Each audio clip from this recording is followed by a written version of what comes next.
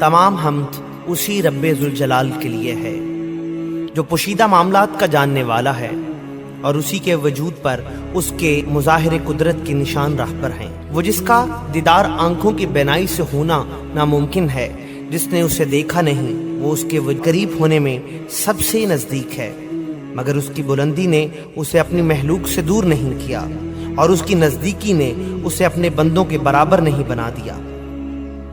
عقل انسانی اس کی صفات کی حدوں سے باخبر نہیں، تاہم اس نے مخلوق کو ضرورت بر معرفت سے محروم بھی نہیں رکھا۔ اس کی ذات کے آثار اور علامتیں اتنی بے شمار ہیں کہ کسی منکر کو انکار کرنے کی جرت نہیں ہو سکتی، بلکہ ہر شخص اس کی ذات کا اقرار کرنے پر مجبور ہے۔ حمد و ثنا و تعریف بس اسی ذات کے لیے ہے۔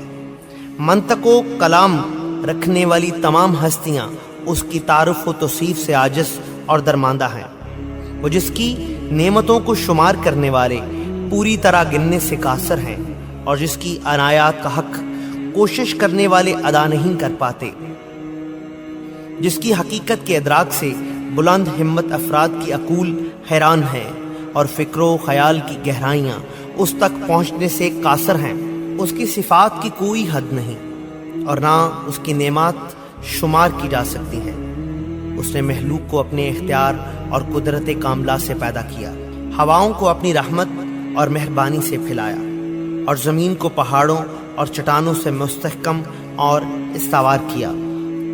دین کی پہلی بنیاد اس کی معرفت ہے اور معرفت کا کمال اس کی تصدیق ہے، اور کمال تصدیق توحید ہے، اور کمال توحید اس کو ہر شے سے برتر و افضل ماننا ہے، اور کمال اخلاص اس کی صفات کی اس کی ذات سے نفی ہے، کیونکہ ہر صفت غیر موصوف ہے اور ہر موصوف غیر صفت ہے۔ جس نے اس کی توصیف میں ذات کو صفات سے ملایا، اس نے گویا ذات باری میں دوئی پیدا کی، اور جس نے دوئی پیدا کی اس نے اللہ کی ذات میں تقسیم کو مانا، اور جس نے ذات باری میں تقسیم کو مانا وہ نادان ہے۔ جس نے خدا کی طرف اشارہ کیا اس نے اسے محدود کر دیا۔ اللہ ہمیشہ سے موجود ہے مگر وہ حادث اور نو پیدا نہیں، وہ موجود ہے مگر اس کی ہستی عدم اور نیستی کے بعد نہیں۔ وہ ہر شے کے ساتھ ہے لیکن بطور ہم سفر نہیں۔ وہ ہر چیز سے الگ اور جدا ہے مگر کسی سے دور نہیں۔ وہ ہر کام کا فاعل ہے لیکن اس کا فعل حرکت کا نتیجہ نہیں۔ اس نے جہانوں کو بنایا اور پہلے پہل بنایا، بغیر اس کے کہ کوئی غور و فکر کرتا یا کسی کے تجربے کا فائدہ اٹھاتا۔ اس نے نہ تو اپنی ذات میں کوئی حرکت پیدا کی اور نہ پہلے سے ہی کوئی اہتمام کیا۔ اس نے ہر شے کو طبیعت اور مزاج عطا کیا اور ہر چیز کی صورت و شکل معین کی۔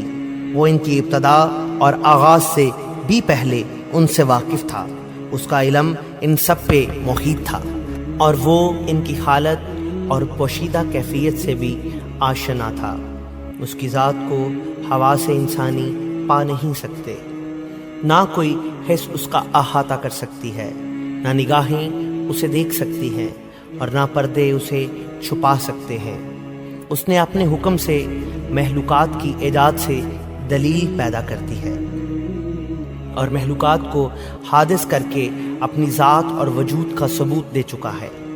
وہ اپنے وعدوں پر سچا ہے، وہ کسی پر ظلم نہیں کرتا بلکہ عدل کو قائم کرتا ہے اور اپنے فیصلوں میں انصاف سے کام لیتا ہے۔ اس نے رنگا رنگ مخلوق بنا کر اپنی ازلیت کو گواہ بنا لیا ہے۔ وہ باقی ہے لیکن کسی انتہا سے وابستہ نہیں، وہ قائم ہے مگر کسی ستون کے سہارے نہیں، وہ ذہن میں آتا ہے مگر ظاہری حواس کے ذریعے سے نہیں۔ ہم سب اسے دیکھتے ہیں مگر آمنے سامنے ہو کے نہیں، سوچنے کی قوتیں اسے گھیر نہیں سکتی۔ وہ اپنے مظاہر کے ذریعے سے اپنی مخلوقات کے سامنے جلوہ افروز ہے۔ وہ سب سے بڑا ہے مگر ان معنوں میں بڑا نہیں کہ تمام انتہائیں اسی پر ختم ہوتی ہیں۔ وہ ایسی بزرگی والا ہے جس کی انتہا نہیں۔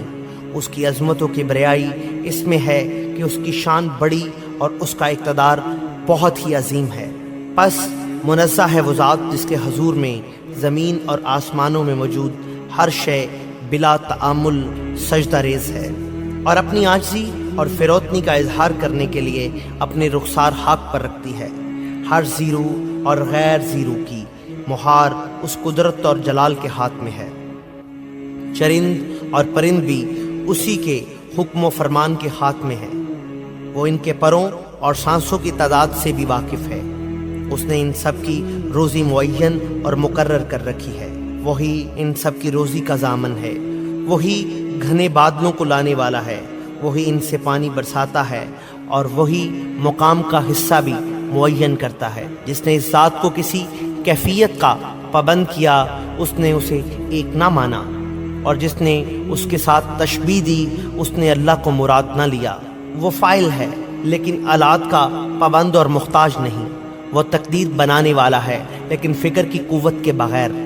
وہ غنی ہے اور ہر چیز سے بے پرواہ ہے لیکن فائدہ اٹھائے بغیر۔ وقت اس کا ساتھ نہیں دیتے، نہ اسباب اسے کچھ عطا کرتے ہیں۔ اس کا وجود عدم اور زمانوں سے آگے نکل گیا۔